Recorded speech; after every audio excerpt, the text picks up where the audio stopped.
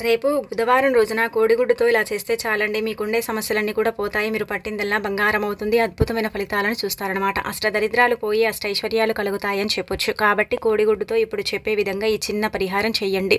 మనకేంటంటే కోడిగుడ్డు పరిహారం అనేది అన్ని విధాలుగా కూడా మనకు బాగా కలిసి వస్తుందండి. ఎలాంటి ఇబ్బందులు అనేవి లేకుండా చేయటానికి ఉపయోగపడుతుందన్నమాట. అయితే కోడిగుడ్డు పరిహారం అన్ని విధాలుగా కూడా మనకు బాగా కలిసి వస్తుంది.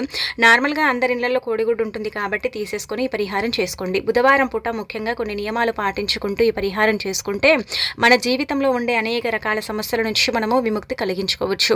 చాలా మంచి రిజల్ట్ని కూడా మనం చూడొచ్చు అనమాట. ఎలా చేయాలి పరిహారం అనేది తెలుసుకునే ముందు ఒక చిన్న రిక్వెస్ట్ అండి, వీడియోకి ఒక లైక్ ఇవ్వండి. ఛానల్ని కొత్తగా చూస్తున్నట్టయితే సబ్స్క్రైబ్ చేసుకోండి.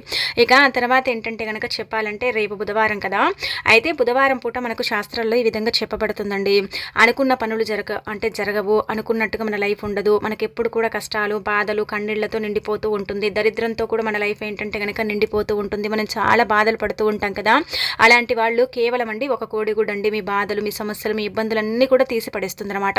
ఎంత మంచి రిజల్ట్ని ఇస్తుందంటే అంత మంచి రిజల్ట్ని ఇస్తుంది. మీరే మీ కళ్ళతో అంత మంచి రిజల్ట్ని మీరు చూసే అవకాశం అయితే ఉంటుందన్నమాట. ఎలా చేయాలనేది ఇప్పుడు మనం తెలుసుకుందామండి.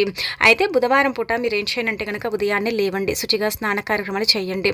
మనకు తలస్నానం చేసేంత ఓపిక కొంతమందికి ఉండదు, కొంతమంది ఏంటంటే కనుక చేయలేరు కదా, అలాంటి వాళ్ళు కేవలం ఒంటి స్నానమైనా సరే చేసుకుంటే సరిపోతుంది. ఆ తర్వాత గణపతిని పూజించండి. గణపతిని ఏంటంటే కనుక దీపధూప నైవేద్యాలతో పూజించండి. కొబ్బరి నూనెతో దీపం పెడితే మంచిది. ఆ తర్వాత ఏంటంటే కనుక ముఖ్యంగా మన పనులన్నీ కూడా అయిపోయిన తర్వాత ఈ కోడిగుడ్డు పరిహారం అనేది చేసుకోండి. దీనికంటూ సమయం సందర్భం అంటూ ఏమీ లేదు. ఎప్పుడు చేసినా కానీ ఫలితాలు అయితే రావటం మీరే మీ కళ్ళతో చూస్తారు. ఇప్పుడు మన జీవితంలో మనకి ఏంటంటే కనుకనండి తీరని కష్టాలు ఉంటాయి, బాధలు ఉంటాయి, దరిద్రం కూడా పట్టి పీడిస్తూ ఉంటుంది. దరిద్రం వల్ల మనం ఎంత సఫర్ అవుతామో మనకు మాత్రమే తెలుసు అనమాట.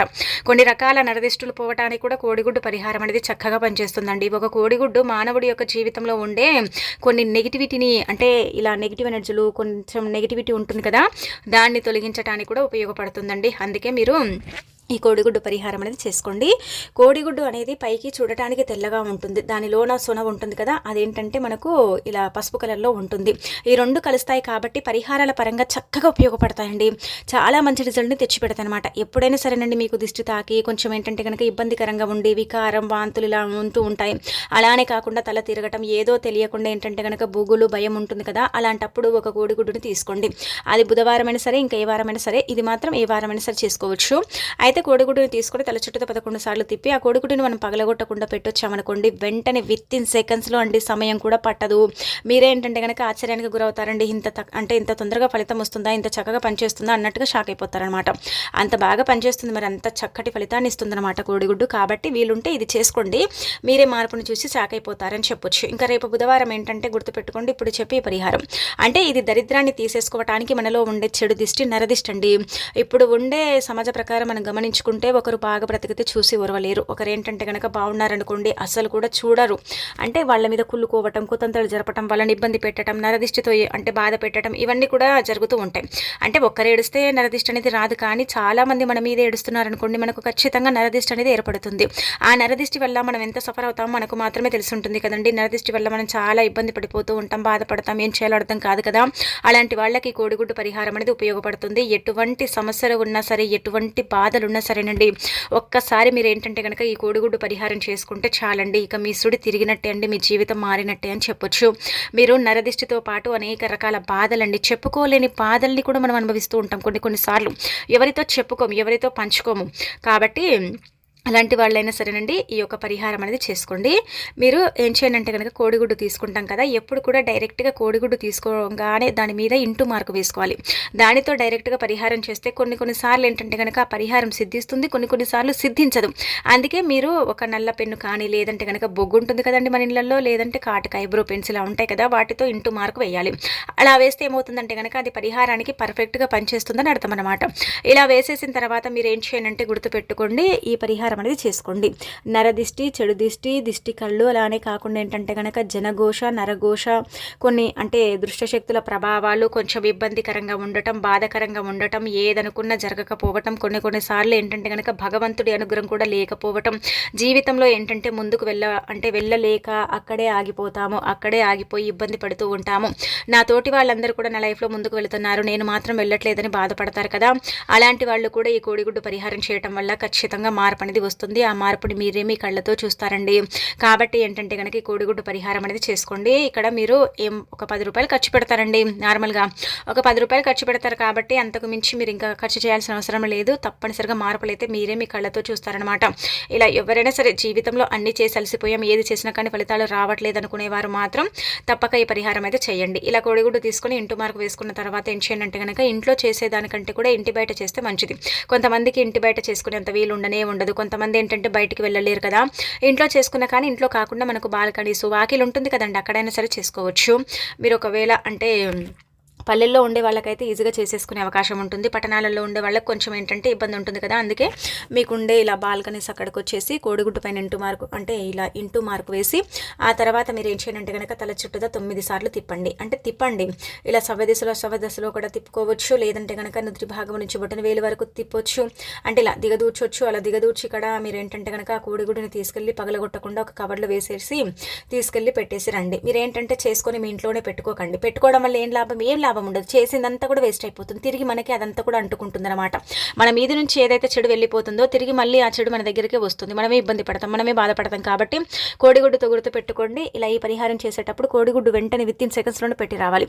అలా ఉంటేనే పరిహారం చేయండి. లేదు అలా మాకు లేదనుకుంటే మాత్రం చేయకండి. ఎందుకంటే అలా చేసుకుంటేనే ఫలితాలు ఉంటాయన్నమాట. ఒకవేళ మనమే మన ఇంట్లో మళ్ళీ పెట్టుకొని ఆ తర్వాత ఇబ్బంది పడేదానికంటే కూడా వెంటనే చేసేసి తీసుకెళ్ళి పగలగొట్టకుండా పెట్టేసి వెనక్కి తిరిగి చూడకుండా ఇంటికి వచ్చి కాళ్ళు చేతులు శుభ్రం చేసుకుంటే బరువు దిగిపోయినట్టు, భారం తగ్గిపోయినట్టు, ఏదో మనకు మంచి జరిగినట్టు ఒక అంటే భావన మనలో కలుగుతుంది. అదే కంటిన్యూ అవుతుందండి. అంత బాగా పనిచేసే పరిహారం అనమాట. ముఖ్యంగా బుధవారం పూట ఎప్పుడైనా చేయొచ్చండి. సమయం సందర్భం అంటూ ఏమీ లేదు. అలానే కాకుండా పిల్లలు పెద్దలు కూడా అండి, నరదిష్టితో సఫర్ అయ్యేవారు, నరదిష్టి వల్ల ఇబ్బంది పడేవారు, కొన్ని రకాల సమస్యలు అనుభవించేవారు కూడా పరిహారం చేయొచ్చు అనమాట. అలా కూడా మనకు పరిహారం అనేది పనిచేస్తుందని పరిహార శాస్త్రంలో చెప్పబడుతుంది, సిద్ధశాస్త్రంలో కూడా చెప్పబడుతుంది. కోడిగుడ్డు పరిహారం అనేది అతీత శక్తివంతమైనది. అలానే కాకుండా చాలా పవర్ని కలిగి ఉండే ఈ కోడిగుడ్డు పరిహారం మీరేంటంటే ఇలా ప్రయత్నం చేసుకొని రిజల్ట్ అనేది పొందండి. బుధవారం పూట చేసే పరిహారము తప్పకుండా ఫలితాలను ఇస్తుంది, బుధానుగ్రహాన్ని కలిగిస్తుంది. మన జీవితంలో ఉండే కొన్ని రకాల అంటే ఇబ్బందులు పోతాయి, గ్రహాలు మనకు అనుకూలిస్తాయి, స్థితిగతి అంతా కూడా సరిగ్గా ఉంటుందని శాస్త్రాల్లో చెప్పడం అనేది జరుగుతుందన్నమాట. అందుకే మీరు ఈ విధంగా ఏంటంటే పరిపూర్ణ నమ్మకంతో చేసుకోండి. ఇక ఆ తర్వాత ఈ కోడిగుడ్డు పరిహారం చేసేసి వెంటనే కాళ్ళు చేతులు శుభ్రం చేసేసుకోండి, సరిపోతుంది. ఆ తర్వాత ఇప్పుడు చెప్పి ఇంకొక పరిహారం అండి. అయితే బుధవారం పూట మీరు గుర్తు పెట్టుకోండి, కొబ్బరి నూనెతో దీపం పెడితే చాలా మంచిదండి. గణపతికి కొబ్బరి నూనెతో దీపం పెట్టి ఓం గం గణపతి నమః అనుకుంటాం అనుకోండి, మన జీవితంలో ఉండే కొన్ని రకాల బాధలు పోతాయి అనమాట. కొన్ని రకాల ఇబ్బందులు పోయి మనకేంటంటే దైవానుగ్రహం ఉండదండి. చాలా వరకు కూడా మనకి ఇబ్బంది కలుగుతుంది కదా, అలాంటి వాళ్లకు దైవానుగ్రహం అనేది కలుగుతుంది. జీవితంలో ఉండే సమస్యలు పోయే అవకాశం కూడా ఉంటుందన్నమాట. చాలా శక్తివంతమైన దీపం అండి. కొబ్బరి నూనెతో దీపం పెట్టి మందార పువ్వులతో చక్కగా గణపతిని అలంకరించి ఆ తర్వాత గరికమాలను సమర్పించి మీరేంటంటే ముడుపు కట్టడం. అలానే కాకుండా ఏంటంటే కనుక ముడుపు కట్టే వీలు లేకపోతే ఒక 11 రూపాయలు తీసుకొని గణపతికి మీ కోరిక చెప్పుకొని సంకల్పం చెప్పి ఆ తర్వాత ఏంటంటే మీరు ఆ 11 రూపాయలు గణపతికి సమర్పించి ఇంకా తర్వాత మీరు మీ కోరికను తీర్చుకోండి. వారం రోజుల్లోనే కోరిక తీరుతుంది. కొంతమందికి ముడుపు కట్టే అంత సమయం ఉండదు కాబట్టి ఏం చేయండి అంటే కనుక 11 రూపాయలు తీసుకొని చేతిలో పట్టుకోండి, దీపం పెట్టి మీ కోరిక ఏదైతే ఉంటుందో అది కోరుకోండి. అలా కోరుకున్న తర్వాత ఈ 11 రూపాయలు ఒక డబ్బాలో ఎత్తి పెట్టండి. అలా ఎత్తి పెట్టిన తర్వాత మీ కోరిక తీరుతుంది. వారం రోజులకు 10 రోజులకు కోరిక తీరుతుంది కదా. అలా కోరిక తీరిన తర్వాత ఆ 11 రూపాయలలో కొంచెం డబ్బుని కలిపి మీరు ఏంటంటే గణపతికి ఇష్టమైన నైవేద్యం చేసి పెట్టొచ్చు. కుదరకపోతే దగ్గరలో ఉండే గణపతి ఆలయం హుండీలో కూడా వేయొచ్చు. అలా కూడా ఏంటంటే కనుక మంచి రిజల్ట్ అయితే ఉంటుంది. కాబట్టి ఇది కూడా మీరు చేసుకోవచ్చు అనమాట. అలానే మీరు బుధవారం రోజున ఇంట్లో నుంచి బయటికి వెళ్ళేటప్పుడు, పనుల కోసం వెళ్ళేటప్పుడు, పనుల మీద వెళ్తూ ఉంటాం కదండి మనం ఒక్కొక్కసారి.